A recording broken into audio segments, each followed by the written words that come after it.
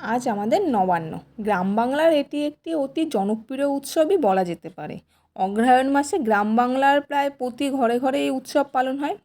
অগ্রহায়ণ মাসে যে নতুন ধান ওঠে, সেই ধানের চাল করে দেন গুঁড়ো করে এই নবান্ন তৈরি করা হয় এবং সেই নতুন চালের পায়েস তৈরি করে ঠাকুরকে দেওয়া হয়।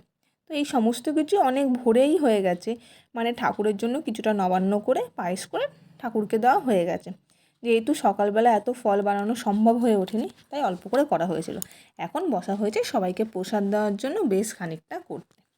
যদিও এখন চাষবাস আমাদের নেই, কিন্তু এই তো এটা দাদু ঠাকুমার আমল থেকে হয়ে আসছে, সেই রিচুয়ালটাই ফলো করা হয়। আমার বাপের বাড়িতে নবান্নর উৎসব নেই, তো শ্বশুর বাড়িতে আছে। তো আমার তো খুবই ভালো লাগে এই নবান্নটা খেতে। আর এই ফলগুলো মানে বানাতে এত সময় লাগে, ধরে ধরে একদম কুচি মিহি করতে হয়, আর যত রকমের ফল আছে সব দেওয়া হয়।